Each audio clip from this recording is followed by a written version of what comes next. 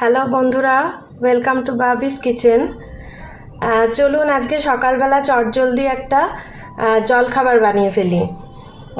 তাড়াহুড়োর মধ্যে একটা ছোট্ট করে জলখাবার, রোজ রোজ তো রুটি তরকারি খেতে ভালো লাগে না, সেই জন্য আজকে আমি একটুখানি চিড়ের পোলাও করব, সেটাই আপনাদের সঙ্গে শেয়ার করব।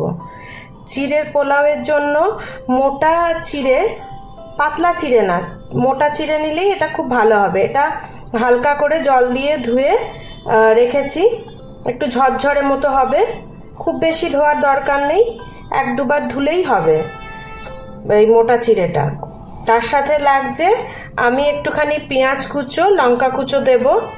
এটা আপনি নিরামিষ, যদি একদম নিরামিষ করতে চান তাহলে এই পেঁয়াজ কুচোটা বাদ দিতে পারেন। আর দেব কাজু কিশমিশ, তার মধ্যে স্বাদ মতো তো নুন চিনি যাবেই। চলুন ঝটপট একটা রেসিপি তৈরি করি, চিড়ের পোলাও। চিড়ের পোলাও করার জন্য কড়াইতে খানিকটা সাদা তেল নিয়ে নিলাম, তাতে একটা তেজপাতা দিয়ে দেবো। তেলটা গরম হতে হতে একটা ছোট্ট তেজপাতা দিয়ে দেবো এর মধ্যে ছিঁড়ে।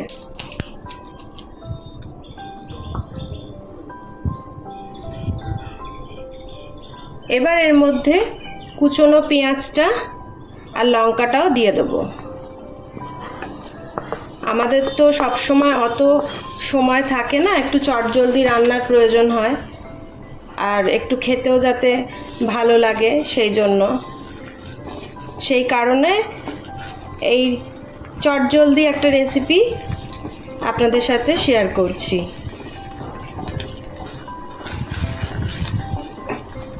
এটা খুব সুন্দর খেতে হয়, আপনারা বানাবেন, বানিয়ে কেমন লাগলো আমাকে জানাবেন, কমেন্ট করবেন, শেয়ার করবেন, লাইক দেবেন, আর বেল আইকনটা প্রেস করে রাখবেন, যাতে আমার এরকম ছোটোখাটো সুন্দর রেসিপি পাঠালে আপনাদের কাছে পৌঁছে যায় সঙ্গে সঙ্গে।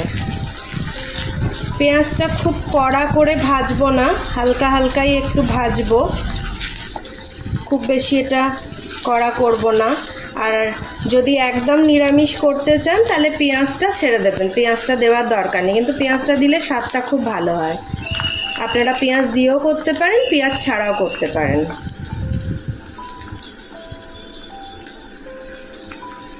পেঁয়াজটা হালকা পিঙ্ক পিঙ্ক ভাজা হয়ে গেলে এর মধ্যে আমি কাজু কিশমিশটা দিয়ে দেবো। কাজু কিশমিশটা দেওয়ার পরে বেশিক্ষণ ভাজবো না, তাহলে কিশমিশটা পুড়ে যাওয়ার সম্ভাবনা থাকবে। হালকা হাতে একটুখানি নেড়ে নেব, নেড়ে নিয়ে এর মধ্যে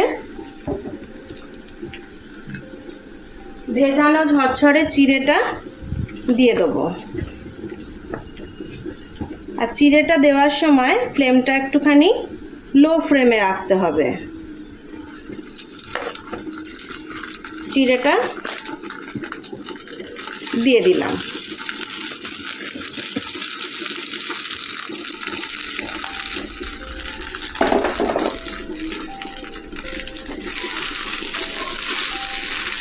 এবার এটা হালকা হাতে নাড়াচাড়া করতে হবে।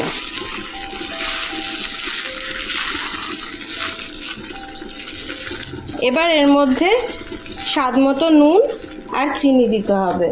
যেহেতু এটা চিড়ের পোলাও, সেই জন্য এটা একটু মিষ্টি মিষ্টি হবে, খুব স্বাভাবিক ব্যাপার। নুনটা স্বাদ মতো একটু দিয়ে দিলাম।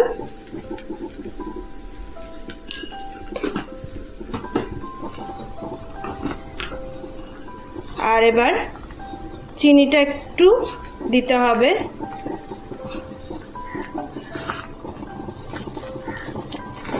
আর একটু চিনি যাবে,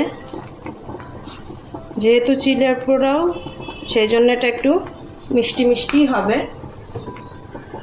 আর আমি এর সাথে একটুখানি দিলাম, সামান্য একটু রং আর স্বাদের জন্য একটু লঙ্কার গুঁড়ো।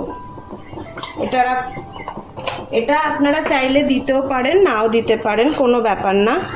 আমি একটু দিলাম যাতে একটু দেখতেও ভালো হয় আর একটু স্বাদটাও ভালো হয়। এটা একটু লো ফ্লেমে রেখেই রান্নাটা করতে হবে যাতে চিড়েটা তলা না লেগে যায়। আর লো ফ্লেমে রাখলে চিনিটাও মেল্ট হয়ে যাবে। এবার এর সাথে একটুখানি নামাবার ঠিক আগে ঘি গরম মশলা দেবো। গরম মশলাটা আপনারা জানেনই যে গরম মশলাটা আমি বাড়িতেই বানাই। সেই রেসিপিটা আমার এক বন্ধু চেয়েছে, কমেন্টে লিখে পাঠিয়েছে, নিশ্চয়ই শেয়ার করব গরম মশলাটা আমি বাড়িতে কিভাবে বানাই। ঘরের গরম মশলা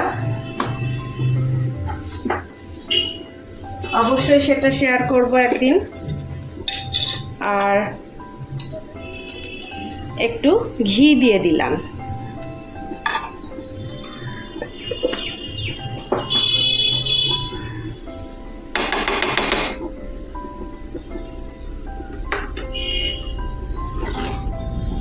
পরিমাণ মতো আপনারা এটা দেবেন, ঘি বলুন, গরম মশলা বলুন, নুন চিনি বলুন, আপনার যেরকম পরিমাণ চিড়েটা থাকবে সেই রকম পরিমাণে আপনারা পুরো জিনিসটাই নেবেন।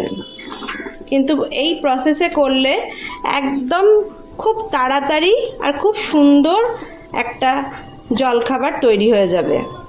রোজ রোজ ওই রুটি, পরোটা, পাউরুটি খাওয়ার থেকে একটু ঘুরিয়ে ফিরিয়ে খাওয়াটা খুব ভালো লাগে। আর বাচ্চাদের টিফিনেও এটা আপনারা দিতে পারেন। ছোট ছোট ছেলেমেয়েরা স্কুলে যায়, টিফিন কি দেব সকালবেলা এই চিন্তা মায়েদের। তো আপনারা এইটা খুব ভালো টিফিন হিসেবেও বাচ্চাদেরকে দিতে পারেন। তাহলে বন্ধুরা, আপনাদের কেমন লাগলো রেসিপিটা অবশ্যই জানাবেন। কমেন্টে লাইক করবেন, শেয়ার করবেন, আর বাবিস কিচেনকে অবশ্যই সাবস্ক্রাইব করবেন। তাহলে ছোট্ট একটা রেসিপির সাথে আজকে এখানে ব্লগটা শেষ করলাম। টাটা বন্ধুরা, ভালো থাকবেন।